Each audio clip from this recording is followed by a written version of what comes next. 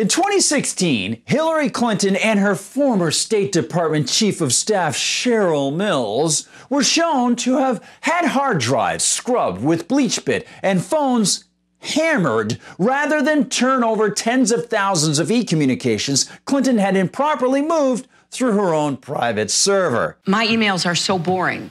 Yeah, and I mean, I'm embarrassed about that. And guess what?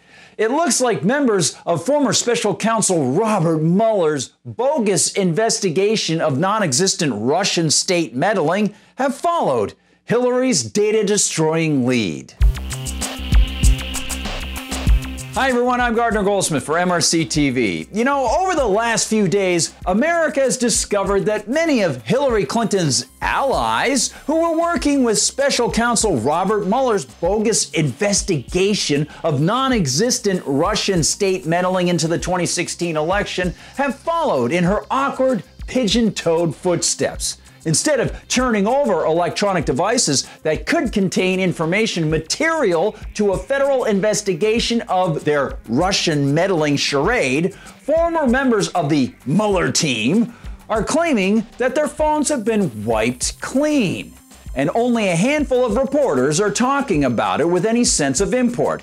That would be the Washington Examiner's Daniel Chaitlin, the Fox Business host Maria Bartiromo, Town Hall's Bronson Stocking, and thanks to them, we've also heard from California Congressman Devin Nunes and even President Trump. We've gotten a pretty good handle on how this accidental data wipe by the Mueller team could lead to federal felony obstruction charges. Writes Stocking, on Saturday, President Trump reacted to news that special counsel Robert Mueller's team wiped their phones clean before turning the devices over to investigators.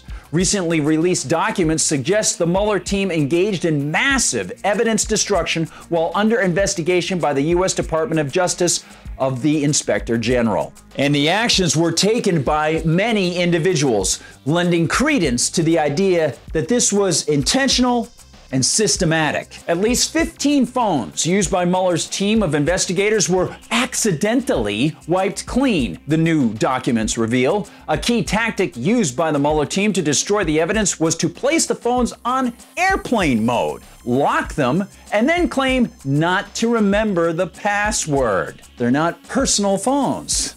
All those passwords should be available to some overseeing government agency. Yeah, good thing they're so sharp. Sharp as a bunch of spoons. The Examiner's Chaitlin notes that during his Sunday morning conversation with Bartiromo, Congressman Nunes provided the important time period in which the Mueller team carried out its accidental elimination of potentially important communications. This, it looks like it occurred at a very interesting time. This is when the Lovebirds text messages were discovered.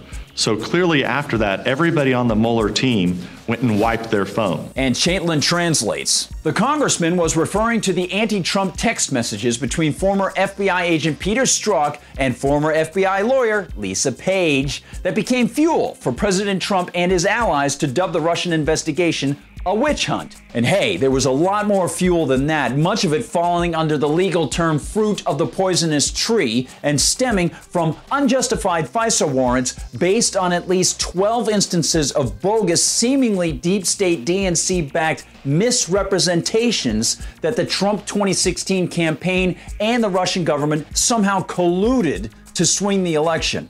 Writes Chaitlin, the newly revealed records show that data on the official phones of several members of Mueller's team, including former prosecutor Andrew Weissman, got deleted accidentally before Inspector General Michael Horowitz could review the devices. And said Nunes to Bartiromo, so the question here is was there an investigation? Because if there was, that could be obstruction of justice. But I think regardless of that, this is destruction of federal records. We cannot have a justice system, whether it's at the federal level or the state level or local level, where records are being destroyed, Maria, because, I mean, that's how we have a fair and equal justice system here, that if there's misconduct of any kind, that you can go back and look at what the prosecutors were doing. For her part, Maria Bartiromo was one of the few television news reporters who seemed to grasp the severity of the problem. Isn't this obstruction of justice? Is that a federal crime punishable up to 20 years? Unstoppable, that woman. Rock on. It's the one-person investigative team. She's great. That's the key question. And if, as Nunes observed, these phones were material parts of an investigation, this evidence stunt on the part of the Mueller gang very well could come back to haunt them. As Town Hall's Stalking points out, one member of that gang has already pled guilty to wrongdoing. U.S. Attorney John Durham's criminal investigation into the origins of the Obama administration's phony Russian investigation recently netted its first guilty plea. Mueller lawyer Kevin Kleinsmith pled guilty to felony charges related to fabricating evidence that was used to obtain a FISA warrant to spy on former Trump campaign official Carter Page. We'll see how big this gets, but one would be hard-pressed not to notice the ever-rising tide of improper activity conducted by tax-funded, politically connected officials in the United States. It certainly seems reasonable to say Mueller and his Ream team didn't care one whit for the so-called rules of the U.S. government as laid out in the U.S. Constitution, and none of their lame excuses can possibly hide that fact. Thank you so much for joining me, everyone. Remember, this is a crucial time to be spreading the word to your friends, and we really appreciate how you communicate with us. I'll be in the comments section on YouTube talking to you if you are so inclined, and please visit MRCTV.org. That's MRCTV.org to check out everything that's happening there. Go to the MRC store, that's MRC-store, for some great gifts for people that you might want to tweak or you might admire. One way or the other, the liberals will get tweaked or the conservatives will love it. And please see us on Facebook and Instagram. I'm over on Twitter and I love hearing from you. For MRC TV, I'm Gardner Goldsmith.